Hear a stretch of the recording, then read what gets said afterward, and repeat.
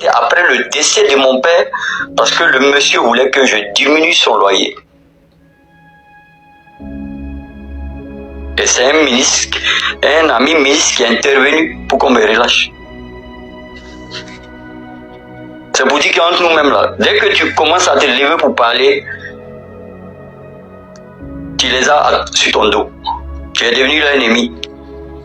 On te dit même que tu es nègre, même tu es comme eux, tu n'es plus comme nous.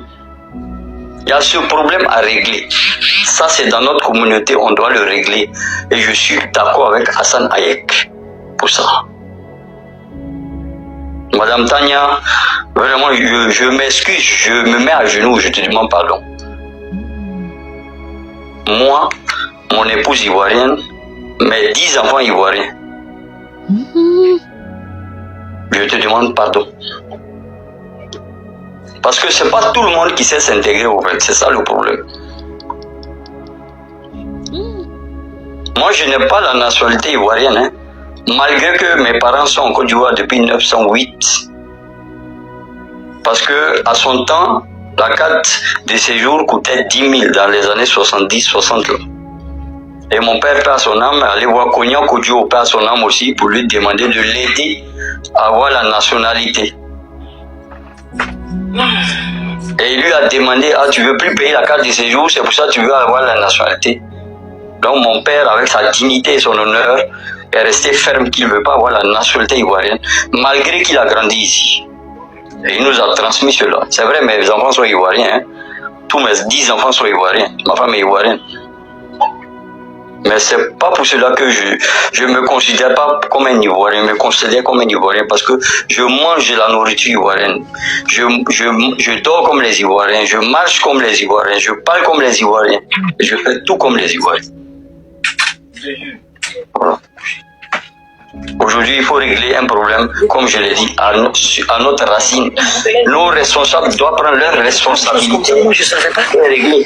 Je suis d'accord avec Madame Tania. C'est vrai, on dit oui, il y a eu un complot entre des Ivoiriens et des Libanais pour faire 120 000 passeports. Mais aujourd'hui, là, quel Libanais qui rentre en prison, il fait plus qu'1 an. Même pour des faits graves. Tu as entendu, ils ont rapatrié, vous avez entendu, ils ont rapatrié un Libanais parce qu'il a fait une faute grave.